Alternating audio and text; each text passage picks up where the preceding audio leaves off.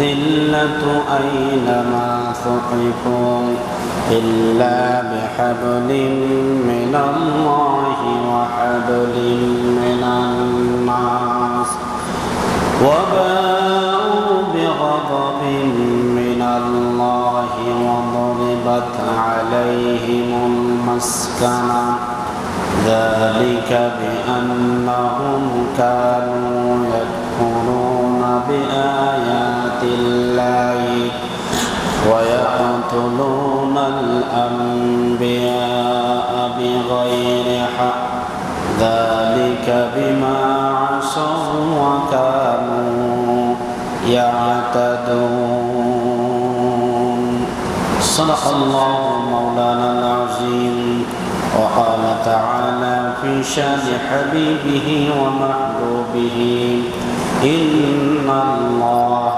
وملائكته يصلون على النبي يا أيها الذين آمنوا صلوا عليه وسلموا تسليما اللهم صل على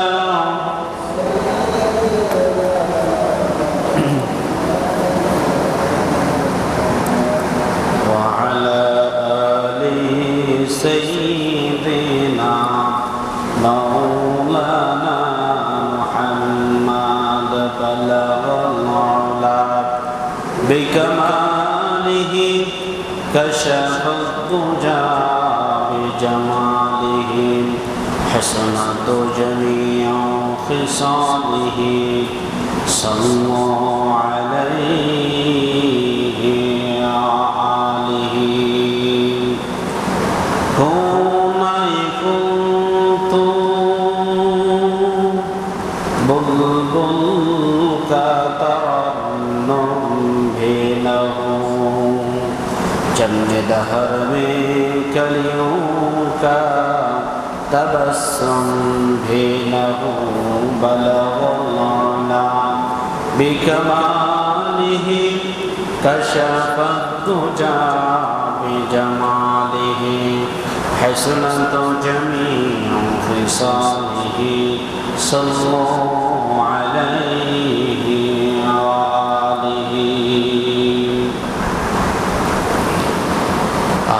কত চাও শহীদ খোদা আর কত ক্রন্দন আর কত চাও শহীদ খোদা আর কত ক্রন্দন আসবে কবে এই জমিনে তোমারি শাসন আসবে কবে এই জমিনে তোমারি শাসন আর কত চাও শহীদ খোদা আর কত ক্রন্দন আলহামদুলিল্লাহ মহিয়ান গরিয়ান মহান রব্বুল ইজ্জত জালালের দরবারে লাখ কোটি শুকরিয়া আদায় করছি যে মহান মুনিব সারা বিশ্বে মুসলমানদেরকে সম্মানিত জাতি হিসেবে তৈরি করেছেন, বীরের জাতি হিসেবে ঘোষণা দিয়েছেন। যে মহিয়ান গরিয়ান আল্লাহ রাব্বুল আলামিন বিশ্বের মানচিত্রে অন্যতম একটি রাষ্ট্র ফিলিস্তিন রাষ্ট্র। গাজার উপত্যকায় যে 11 দিন ধরে রক্তক্ষয় সংঘর্ষ চলতেছিল, সেই গাজায় ফিলিস্তিনে গতকালকে যুদ্ধবিরতি ঘোষণা দেওয়ার পরিবেশ তিনি তৈরি করে দিয়েছেন, যেটা আমাদেরকে স্বাধীন একটি ভূখণ্ডে বাস করার মতো সুযোগ দান করেছেন। সেই মহিয়ান গরিয়ান মহান রব্বুল আলামিনের দরবারে অন্তরস্থল থেকে কালিমাত শুকর আদায় করছি, সকলেই পড়ছি আলহামদুলিল্লাহ। লাখ কোটি দরুদ ও সালাম বিশ্ব মানবতার মুক্তির দিশারি হেদায়েতের কান্ডায় রহমাতাল লিল আলামিন যিনি বদরের প্রান্তরে মাত্র 313 জন সাহাবীদেরকে নিয়ে দুঃসাহসিক ভূমিকা পালন করে ইসলামের পতাকা সারা পৃথিবীতে উড়িয়ে দিয়ে ঘুমিয়ে আছেন সোনার মদিনায়, সে নবীর প্রতি অন্তরস্থল থেকে ভালোবাসার মহাব্বত নিয়ে দরুদ প্রেরণ করছি, সকলেই করছি সাল্লাল্লাহু আলাইহি ওয়াসাল্লাম। সম্মানিত উপস্থিতি, আপনাদের সামনে কোরআনুল কারীমে দ্বিতীয় বৃহত্তম সূরার নাম সূরাত আলে ইমরান। সূরাত আলে ইমরানের মধ্যে আয়াতে কারিমা রয়েছে 200টি, রুকু আছে 20টি। সেখান থেকে কিছু কথা বলবো ইনশাআল্লাহ। সূরা আলে ইমরানের 112 নম্বর আয়াতে কারিমা তেলাওয়াত করেছি। এই জায়গা থেকে কথা বলবো বর্তমান প্রেক্ষাপটের আলোকে। আলোচনার শুরুতেই তীব্র নিন্দা জ্ঞাপন করছি সেই সমস্ত ব্যক্তিদের কর্মকাণ্ডের এবং সেই সমস্ত ব্যক্তিদের যারা বাংলাদেশে স্বাধীনভাবে যারা চলাচল করতে চায়, যে সমস্ত ব্যক্তিরা যেখানে যেখানে দুর্নীতি অন্যায় অপরাধ আছে তুলে ধরতে চায়, সে সমস্ত সাংবাদিকদেরকে যারা হেনস্থা করে তাদের তীব্র নিন্দা জানাচ্ছি। সাথে সাথে আত্মার মাগফিরাত কামনা করছি এবং জালিমদের ধ্বংস কামনা করছি। গতকালকে আপনারা সোশ্যাল মিডিয়াতে দেখেছেন বাংলাদেশ হেফাজতে ইসলামের নারায়ণগঞ্জ শাখা, নারায়ণগঞ্জ জেলা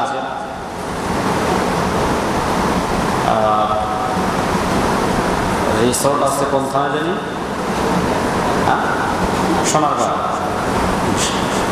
সোনারগাঁ থানার একজন সংগ্রামী ইসলাম প্রিয় ভাই, হেফাজত ইসলামের দায়িত্ববান ব্যক্তি মাওলানা ইকবাল হোসেনকে রিমান্ডে নির্যাতন করতে করতে হাসপাতালে গতকালকে তিনি ইন্তেকাল করেছেন। আল্লাহ রাব্বুল আলামিন যেন তাদেরকে শাহাদাতের সর্বোচ্চ মাকাম দান করেন এবং যারা জুলুম করেছে আল্লাহ যেন তাদেরকে ধ্বংস করে যান। এদের জন্য দোয়া করে লাভ নাই। খাতামাল্লাহু আলা কুলুবিহিম, আল্লাহ এদের অন্তরে মোহর এঁটে দিয়েছে, এদের সমূলে যেন আল্লাহ ধ্বংস করে দেন। সকলে জোরে সরে বলে না আমিন। কারণ যাদের অন্তরে আল্লাহ মোহর এঁটে দিয়েছে তাদের জন্য দোয়া করে লাভ নাই। কারণ এরা প্রকাশ্য জালিম, ইহুদিদের চাইতে নিকৃষ্ট হচ্ছে এরা যারা মুনাফিকি আচরণ করে। সম্মানিত উপস্থিতি, আল্লাহ রাব্বুল আলামিন আয়াতে কারিমার মধ্যে জানিয়ে দিয়েছেন দুরিবাত আলাইহিমুদ্দিল্লাহ, তাদের উপর আল্লাহর পক্ষ থেকে লাঞ্ছনা, অপমান, অপদস্থ এগুলা যেন তাদের উপরে পড়ে। আল্লাহ যেন তাদের উপরে লাঞ্ছনা দেন, তাদেরকে যেন অপদস্থ করেন, অপমানিত করেন। কি কারণে? আইনামা সুকিফু ইল্লা বিহাবলিন মিনাল্লাহি ওয়া হাবলিন মিনান নাস, যেখানেই তারা অবস্থান করুক না কেন, যেখানেই তারা দায়িত্ব গ্রহণ করুক না কেন, প্রত্যেকটা জায়গাতেই আল্লাহ রাব্বুল আলামিন যেন তাদের উপরে লাঞ্ছনা, অপমান এগুলা তাদের উপরে প্রয়োগ করেন। হ্যাঁ, ইল্লা বিহাবলি মিনাল্লাহি ওয়া হাবলি মিনান নাস, তবে একমাত্র ইল্লা বিহাবলি মিনাল্লাহ, যারা আল্লাহর পক্ষ থেকে রশি ধারণ করেছে, ওয়া হাবলি মিনান নাস, এবং মানুষের দায়িত্ব গ্রহণ করেছে, এই সমস্ত ব্যক্তিদের বাদ দিয়ে ওয়াবাউ বিগাদাবিন মিনাল্লাহ, ওয়াবাউ বিগাদাবিন মিনাল্লাহ, আর আল্লাহর গজব এদেরকে ঘিরে ধরেছে, আল্লাহর গজব তাদেরকে পরিবেষ্টন করে রেখেছে। অদরিবাত আলাইহিমুল মাসকানা, তারা যেখানে বসবাস করছে, অবস্থান করছে, আল্লাহ যেন তাদের উপরে লাঞ্ছনা, তাদের উপরে গজব প্রেরণ করেন। কি কারণে? যালিকা বিআন্নাহুম কানু ইয়াকফুরুনা বিআয়াতিল্লাহ, এটা এই কারণে যে তারা আল্লাহর আয়াতকে অস্বীকার করেছে, আল্লাহর বিধান অস্বীকার করেছে, অমান্য করেছে। 2 নম্বর, ইয়াকতুলুনাল আমবিয়া বিগাইরিল হক, বিগাইরি হক, তারা নবীদেরকে অন্যায়ভাবে হত্যা করেছে, নবীদেরকে অন্যায়ভাবে মেরেছে। যালিকা বিমা আসাউ ওয়া কানু ইয়াতাদুন, আর এই শাস্তিটা হলো এজন্য যে আসাউ মানে তারা সীমা লঙ্ঘন করেছে, তারা বাড়াবাড়ি করেছে, তারা অন্যায় করেছে। যালিকা বিমা আসাউ ওয়া কানু ইয়াতাদুন, তারা নাফরমানি করেছে, তারা বাড়াবাড়ি করেছে, তারা সীমা লঙ্ঘন করেছে। এই কারণে আল্লাহ রাব্বুল আলামিন তাদের উপরে লাঞ্ছনা, গঞ্জনা, অপমান, অপদস্থতা সবকিছুর জন্য তাদের উপরে পাঠিয়ে দেন। সম্মানিত উপস্থিতি, এই ছিল আয়াতে কারিমার অর্থ। এবার আসুন এই আয়াতে কারিমাতে তারা বলতে কারা, তাদের উপরে যেন আল্লাহ এই গজব নাযিল করেন। তারা বলতে কারা? তারা হচ্ছে ইহুদি সম্প্রদায়। তারা হচ্ছে ইহুদি সম্প্রদায়। এই পৃথিবীতে যত জাতি আছে, মুনাফিকদের পরেই যারা সবচেয়ে বেশি ষড়যন্ত্র করছে, ইসলামের যারা সবচেয়ে বেশি ক্ষতি করছে, তারা হচ্ছে ইহুদি জাতি। মুনাফিকরা তার চাইতেও বেশি কঠোর। কারণ আল্লাহ রাব্বুল আলামিন কোরআনুল কারীমে যেটা বলেছেন, ইন্নাল মুনাফিকিনা ফিদ দারকিল আসফালি মিনান নার, মুনাফিকরা জাহান্নামের একদম তলদেশে থাকবে। আর ঘরের মানুষ সবচেয়ে বেশি ক্ষতি করতে পারে। এক্সাম্পল দিই, বর্তমানে এই যে ফিলিস্তিনে পৃথিবীর একটা অবৈধ রাষ্ট্র, যে রাষ্ট্রের স্বীকৃতি পৃথিবীর মানুষ দেয়নি, মানচিত্রে তাদের কোনো মানে ম্যাপে তাদের কোনো দেশ বলে উল্লেখ নেই, ফিলিস্তিন নামক রাষ্ট্র বলে কিছুই নেই, শুধু আছে ফিলিস্তিন। ইসরায়েল রাষ্ট্র বলতে কিছু নেই, শুধু আছে ফিলিস্তিন। সেই রাষ্ট্রটি দ্বিতীয় বিশ্বযুদ্ধের পরে এখানে এসে জোর জবরদস্তি করে তারা আধিপত্য গেড়ে বসেছে। এই সম্প্রদায়টা একের পর এক কিছুদিন পর পরে মুসলমানদের প্রথম কিবলা এবং যেখানে নামাজ আদায় করলে 1 লক্ষ রাকাত নামাজের সওয়াব আল্লাহ রাব্বুল আলামিন তাদের আমলনামায় দিয়ে দেন। সেই জায়গা অতি পবিত্র ভূমি, যেখানে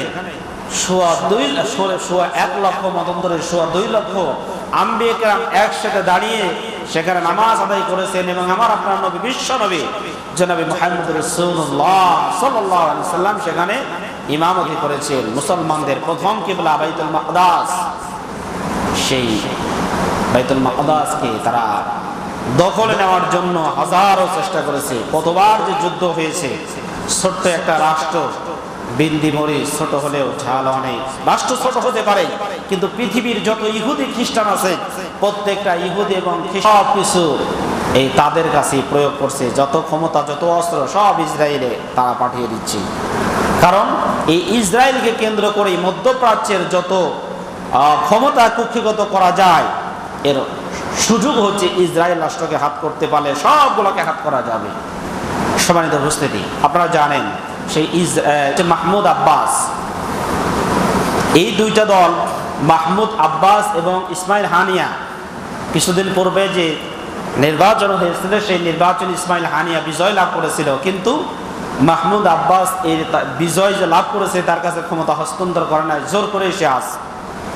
তো পরে ইসমাইল হানিয়া সে গাজা যে উপত্যকাটা রয়েছে, সেই গাজা উপত্যকা কাউকে দেয় নাই, সে ওখানকার প্রধানমন্ত্রী হিসাবে তিনি দখল করে আসছেন।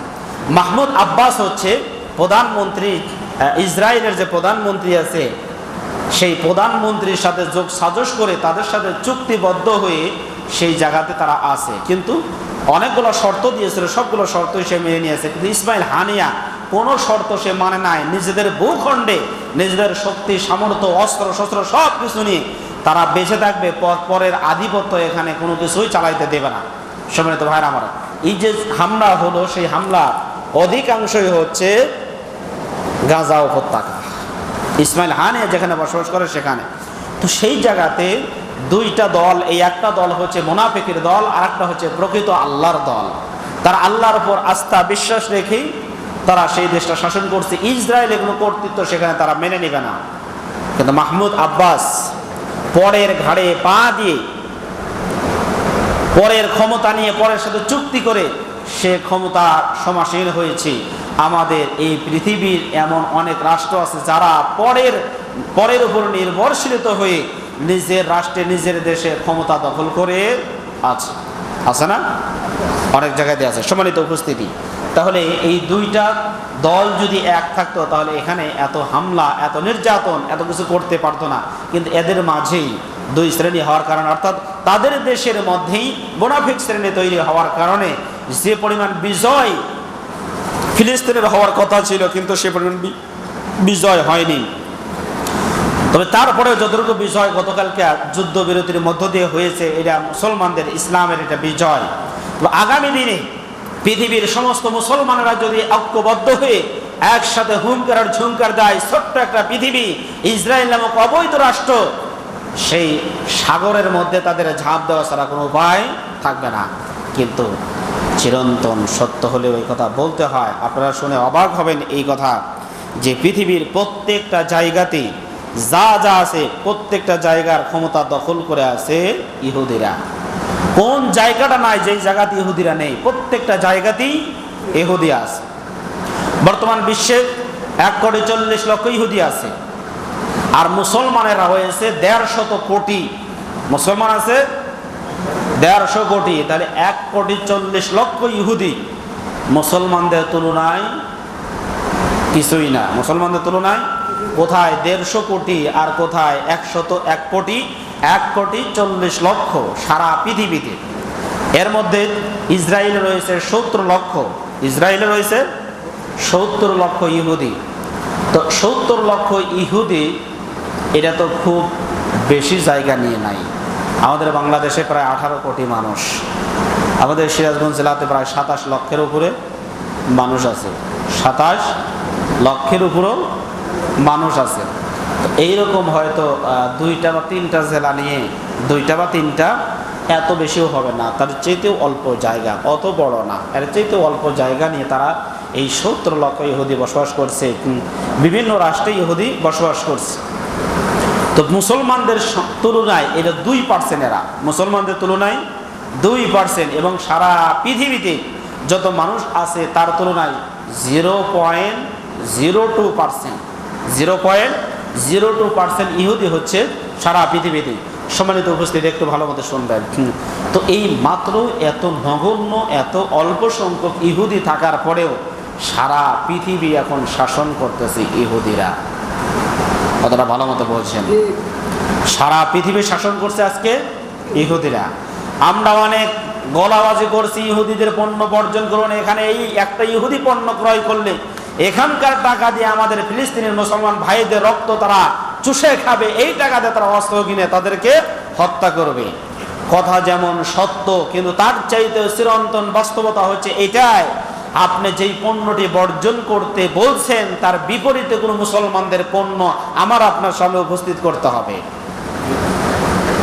আপনি শুধু ফতুয়ার একেবারে সাগর বন্যা বয়ে দিচ্ছেন, আর মুসলমানদের একে অপরের পিছনে সবসময় হিংসা প্রতিহিংসায় লেগে থেকে আমাদের সব ঐতিহ্য, ক্ষমতা, ঐক্য সবকিছু নষ্ট করে দিয়ে আর আমরা ফতোয়াবাজি করছি ইসরায়েলের পণ্য বর্জন করুন, সবকিছু বর্জন করুন। ইসরায়েলের পণ্য, ফিলিস্তিনের পণ্য আমরা বর্জন করব, ঠিক আছে, কিন্তু মুসলমান কোন রাষ্ট্রে আছে, মুসলমানের কোন দেশটি আছে যেই দেশটি অত্যাধুনিক মানের প্রযুক্তি সমৃদ্ধ পৃথিবীর 1 নাম্বার জিনিস তৈরি করে, ব্র্যান্ডের জিনিস তৈরি করে আমাদের সামনে উপস্থাপন করছে? তাকে আছে না। হাত বাড়াইলে ইসরায়েলি পণ্য, এদিকে তাকালে আপনার হচ্ছে কি ফরাসির পণ্য, এই চতুর্দিকেই আবার আমরা যেদিকে তাকাবো প্রত্যেকটা জায়গাতেই শুধু ইহুদি আর খ্রিস্টানদের পণ্য দিয়ে ভরপুর। আপনি ফতোয়াবাজি তখন করতে পারবেন যখন এরই বিপরীতে আপনি শরিয়ত সম্মত একটা ইসলামী ব্যাংক পরিচালনা করবেন, প্রতিষ্ঠিত করবেন। এরপরে আপনি যত ফতোয়া দেন মানুষকে ফিরিয়ে আপনি ওটার দিকে নিয়ে যান। আপনার কাছে ন্যূনতম শরিয়ত মানে এমন কোনো জিনিস না থাকার পরেও যারা ডাইরেক্ট আল্লাহ দ্রোহী, যারা আল্লাহর বিপরীতে কাজ করছে, সেই সমস্ত লোকগুলোকে, সেই সমস্ত লোকদের তৈরিকৃত জিনিসের প্রতি আপনি আহ্বান করছেন তাদেরকে বিরত রাখার জন্য। থেকে ইন্দোরে থেকে এমন ভাবে কাজ করবে সারা পৃথিবীর কলকাঠি নাড়বে তারা আড়ালে থেকে, বর্তমানে করছেও তাই। প্রিয় ভাইরা আমার, আমেরিকার মতো একটি রাষ্ট্র, শক্তিশালী রাষ্ট্র, যেখানে 20 লক্ষের মতো ইহুদি আছে, কোটি কোটি খ্রিস্টান রয়েছে, সেই রাষ্ট্রে ইহুদিদের সমর্থন ছাড়া কোনো ব্যক্তি প্রেসিডেন্ট হতে পারে না। যেই সিনেট নির্বাচনে শতকরা 13 জন থাকে ইহুদি, এত অল্প সংখ্যক ইহুদি হওয়ার পরেও শতকরা মানে 100 জনে 13 জন ইহুদি। ইহুদিদের অর্থ যদি না থাকে, ইহুদিদের অর্থ যদি না হয়, তাহলে তাদের নির্বাচনী প্রচারণা হয় না। এ পরিমাণ টাকা ইহুদিরা দিয়ে থাকে। প্রিয় ভাইরা আমার, সেই ইহুদিরাই আমাদের দেশের সবচেয়ে বৃহৎ যে জামাতটা হয় তুরাগ নদীর তীরে তাবলীগ জামাতের সবচেয়ে বৃহৎ জামাত, সেই জামাত এত টাকা খরচ হয়, এর বৃহৎ অঙ্ক দেয় বাটা কোম্পানি ইহুদিদের তৈরিকৃত। ওরা ইসলামের উন্নয়ন করার জন্য দেয় না, মুসলমানদের অন্তর থেকে জিহাদি চেতনা দূর করার জন্য এই তাবলীগী জামাত যে পরিমাণ ভূমিকা পালন করছে, ইহুদি সম্প্রদায় সেটাই মনে মনে ভাবছে এদেরকে টাকা পয়সা দিয়ে প্রত্যেকটা জায়গাতে প্রতিষ্ঠিত করতে পারলে পৃথিবীতে জিহাদি মনোমানসিকতা নিয়ে ঝাঁপিয়ে পড়ার মতো একটা লোক থাকবে না, আর এই সুযোগে আমরা সারা পৃথিবী দখল করে দিব। সম্মানিত ভাইরা আমার, আমি আপনাদের কিছুদিন আগে বলেছিলাম আমাদের এই নদীর দিকে তাকান। আমাদের যে নলকা নদী আছে, ফুলজোর নদী আছে, যেই নদী এক সময় তার গর্জনের কারণে চতুর্দিকে ভেঙ্গে খান খান করে দিত, এই বাঁধ দিয়ে ওই নদীকে কেউ বাধা দিতে পারতো না, সেই নদী আজকে গ্রাস করে নিয়েছে বোরো দান, ইরি দানের গোছা। কথা বলেন ঠিক না ঠিক? আজকে কস্তুরীর পানা কচুরি সেই নদীগুলোকে আটকে দিয়েছে, তার প্রবাহমানতা, তার গতিশীলতা সব কিছু আটকে দিয়েছে। কি কারণে? কারণ হচ্ছে একটাই, নদীর প্রাণ হচ্ছে স্রোত, নদীর প্রাণ হচ্ছে পানি, তার ভিতরে সবসময় যাতায়াত করবে। পানি যদি যাতায়াত না করে, স্রোত যদি না থাকে, তাহলে একটা নদী নদী থাকে না, চারদিক থেকে তাকে ভেঙে নদীটাকে খালে পরিণত করে দেয়। ঠিক মুসলিম জাতির চেতনা হচ্ছে, মুসলিম জাতি টিকে থাকার জন্য তাদের অন্তরের মধ্যে একটা জিনিস টিকে থাকতে হবে, সেটা হচ্ছে জিহাদি তামান্না। জিহাদি তামান্না যদি তাদের হৃদয়ের মধ্যে থাকে, পৃথিবীর কোন ইহুদি খ্রিস্টান মুসলমানদের দিকে চোখ রাঙিয়ে তাকাইতে পারবে না। কথা বলেন ঠিক কিনা? প্রিয় ভাইরা আমার, ছোট্ট একটা এক্সাম্পল দিই। গাজা উপত্যকা খুব বেশি বড় নয়, গাজা উপত্যকা একদম ছোট, তাদের অস্ত্র শস্ত্র ইসরায়েলের তুলনায় কিছুই না। কারণ গাজা উপত্যকাটাকে ইসরায়েল দুই দিক থেকে বেষ্টন করে নিয়েছে, আর একদিকে আছে সাগর, আর একদিকে আছে সেই আমাদের হচ্ছে সিসি আল ফাত্তা, মিশরের যে ক্ষমতা অবৈধভাবে ক্ষমতা গ্রহণ করার প্রেসিডেন্ট, সেই সিসি আল ফাত্তা ওই দিকে একটা সাইট ছিল, সেই সাইটটা বিশাল বড় প্রাচীর তুলে সেখানে আটকা দিয়েছে। তাদের বাহির থেকে কোনো খাবার প্রবেশ করতে দেওয়া হয় না, তাদের বাহির থেকে কোনো অস্ত্র যেতে দেওয়া হয় না। তাদের একটা সুড়ঙ্গ পথ ছিল, সেই সুড়ঙ্গ পথটা মিশরের সিসি আল ফাত্তারে বন্ধ করে দিয়েছে। আমার প্রিয় ভাইরা মনে রাখবেন, রসুলের দেশ সরকারের অন্তরের মধ্যে খুব কান্না করে, কিন্তু এই পৃথিবীর মুসলমানদের এত অধপতনের পিছনে এক নাম্বার দায়ী হচ্ছে সৌদি আরবের এই কুখ্যাত সন্ত্রাসগুলা। আপনারা জানেন না, সৌদি আরবের যুবরাজ প্রিন্স পৃথিবীর সবচাইতে বদমাশ, সবচাইতে খারাপ মানুষ, নিকৃষ্ট মানুষ, জঘন্যতম মানুষ হচ্ছে এই প্রিন্স যুবরাজ সালমান। এদের চাইতে নিকৃষ্ট, এদের চাইতে মাগিবাস, এদের চাইতে নিকৃষ্ট সন্ত্রাস পৃথিবীর কোনো ভোগ বিলাস মানুষ আর পৃথিবীতে নেই। এরা যদি সোচ্চার হতো, পৃথিবীর কোনো ইহুদি খ্রিস্টান একটা মুসলমানদের উপরে চোখ রাঙিয়ে কথা বলতে পারতো না। মনে অনেক রাগ আছে, ক্ষোভ আছে, কিন্তু আসলে সেই সামর্থ্য নেই। প্রিয় ভাইরা আমার, রসুলের দেশের হওয়ার কারণে অন্তরের ভিতরে মায়া, তাদেরকে গালি দিতে চায় না, কিন্তু এদের চরিত্র এত নিকৃষ্ট, এরা এত শয়তান, এরা ইহুদিদের এত বড় এজেন্ট, এত বড় এজেন্ট হয়ে কাজ করছে। আপনারা জানেন, এই মিশরে সর্বপ্রথম গণতান্ত্রিক উপায়ে কোরআনের একজন হাফেজ, একজন বড়স্ত বড় আল্লাহর ওলি, আপনার শহীদ কি বলে গেলাম, মুরসি, শহীদ মুরসি, ইনি যখন ক্ষমতায় আসলেন, বসন্তের বাতাস যখন সেই মিশরে লাগলো, গণতন্ত্রের বসন্তের বাতাস যখন লাগলো, তখন এই সৌদি আরব চিন্তা করলো, এখন গণতন্ত্রের বাতাস যদি ওখানে আসে, তাহলে আমার দেশও আসবে, ক্ষমতা শেষ হয়ে যাওয়ার আশঙ্কা আছে। এই কারণে ইহুদিদের সাথে যোগ সাজস করে নিমেষের মধ্যেই মানে আর্মি অভ্যুত্থান করে সেই মুরসিকে সেখান থেকে হটিয়ে জেলখানার মধ্যে আবদ্ধ করে রেখে শেষ পর্যন্ত তাকে হত্যাকাণ্ড করতেও এই রাষ্ট্রপ্রধানগুলো কুণ্ঠিত হয়নি। আমার প্রিয় ভাইরা, যেখানে যুদ্ধ বাজার পরে ইহুদি খ্রিস্টান রাষ্ট্রগুলো পর্যন্ত এদের নিন্দা জ্ঞাপন করেছে, কিন্তু আরবের তিনটা রাষ্ট্র, তার মধ্যে ওমান আছে, ওমান, কাতার না, ওমান, আরো দুইটা রাষ্ট্র আছে। এই তিনটা রাষ্ট্র এর কোনো বিরোধিতাও করে নাই, নিন্দা জ্ঞাপনও করে নাই। তো ধন্যবাদ জানাচ্ছি বাংলাদেশের মাননীয় প্রধানমন্ত্রীকে, যিনি সংসদে দাঁড়িয়ে ইসরায়েলের বিরুদ্ধে নিন্দা জ্ঞাপন করেছেন।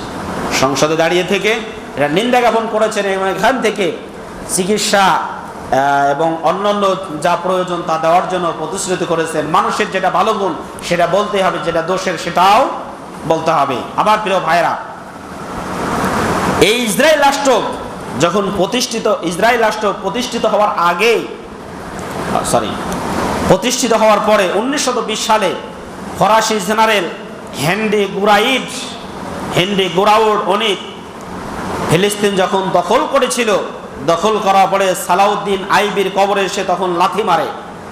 সালাউদ্দিন আইবির কবরে লাথি মারার পরে বলেছিল, সালাউদ্দিন আমরা এসেছি ভবিষ্যতে আর কোনো সালাউদ্দিন জন্মাইতে দিব না, ভবিষ্যতে কোনো সালাউদ্দিন যাতে না জন্মে এর জন্য যা যা করা দরকার তাই তাই করব।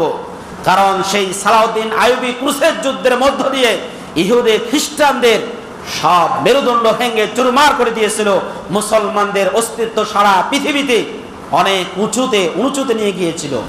সম্মানিত ভাইরা আমার, শুধু এটাই না, 1969 সালের অস্ট্রেলিয়ান ইহুদি নাগরিক আল-আকসা মসজিদে আগুন ধরিয়ে দেওয়ার পরে মসজিদের এক অংশ যখন পুড়ে যায়, তখন তদানীন্তনকালের প্রধানমন্ত্রী গোল্ডা মায়ার বলেছিল যে সেই দিন রাত্রে তার ঘুম হয়নি। সে ভেবেছিল আজকে হয়তো ইসরায়েলের দিন এখানে শেষ, ইসরায়েলের একটা মানুষ আর বেঁচে থাকতে পারবে না। কারণ যেখানে ইহুদিরা মাত্র এত অল্প সংখ্যক মানুষ, আর পৃথিবীতে 150 কোটিরও বেশি মুসলমান, তাদের কলিজার টুকরা সর্বপ্রথম কেবলা বাইতুল মাকদাস, সেই বাইতুল মাকদাসের একাংশ যখন পুড়িয়ে দিয়েছে, সারা পৃথিবীর মুসলমানেরা যদি শুধু পেশাব করে দেয় তাহলে তারা সাগরে ভাসতে বাধ্য হবে, তাদের অস্তিত্ব ইসরায়েলে টিকে থাকবে না। এই কথা ভেবে ভেবে সারা রাত কাটিয়ে দিয়েছে, কিন্তু তার মোটেও ঘুম হয় নাই। কিন্তু ফজরের পরে দেখে না, কোনো সাইড থেকে কোনো দিক থেকে কোনো প্রতিবাদ আর আসলো না, কোনো ধরনের প্রতিবাদ আসলো না, তাদের অস্তিত্ব কোনো কিছুই হলো না। তখন সে বলল, এই পৃথিবীতে আর কেউ ইসরায়েলের রাষ্ট্রকে উঠিয়ে দিতে পারবে না, কারণ আরব জাতি তারা ঘুমিয়ে গিয়েছে, তাদের এই ঘুম থেকে আর জাগ্রত করা যাবে না। তারা যেন ঘুমিয়েই থাকে, তারা যেন কিয়ামত পর্যন্ত শুধু ঘুমই পারে, ঘুম থেকে আর কোনোদিন তাদেরকে জাগ্রত হতে দেওয়ার সুযোগ করে দেওয়া যাবে না। কারণ ঘুম থেকে জাগ্রত করবে ওই সমস্ত সালাউদ্দিন আইবিরা যারা জীবনের মায়া ত্যাগ করে একের পরে এক দেশ জয় করত। ওই সমস্ত সালাউদ্দিন আইবিরা আর পৃথিবীতে জন্মাইতে দেবে না, যার কারণে আর কোনোদিন আরবদের ঘুম ভাঙবে না। সম্মানিত ভাইরা আমার, আরবদের ঘুম কেমনে ভাঙবে? আরবদের ঘুম, মুসলমানদের ঘুম ভাঙার কোনো সম্ভাবনা নেই। কারণ হচ্ছে যে আব্দুল্লাহ মাহমুদ নজিবের একটা লেখা আমার খুব ভালোভাবে মনে পড়ে। তিনি একটা কবিতা লিখেছিলেন, সেই কবিতাতে তিনি একথা বলেছেন, কত রসুলের পদছোঁয়া প্রান্ত আমায় গিয়েছো ভুলে, তেল আবিবের পদধূলি তুমি মাথায় নিয়েছো তুলে, আমি তোমার প্রথম কেবলা, আমায় চেনো না তুমি, চিনবে কিভাবে কেবলা তোমার ওয়াশিংটন ভূমি। কথা বলেন ঠিক কিনা? আজকে সব কিছুই আমাদের ওয়াশিংটন, আমাদের কিছু হলেই ওয়াশিংটন। আমাদের আদর্শ, আমাদের ঐতিহ্য, আমাদের চিন্তা চেতনা, আমাদের সিভিলাইজেশন, আমাদের সংস্কৃতি, আমাদের লেখাপড়া, সব কিছুই আজকে হচ্ছে পাশ্চাত্য সভ্যতা আমাদেরকে ঘিরে বসেছে। ইসলামী সভ্যতা, ইসলামী সিভিলাইজেশন, ইসলামী কালচার, ইসলামের ঐতিহ্য কোনো কিছুই আজকে আমাদের মাঝে নাই। যার কারণে ইসলাম শুধু আমাদের নামে আছে, কিন্তু আমাদের কাজের বেলায় নাই। সম্মানিত ভাইরা আমার,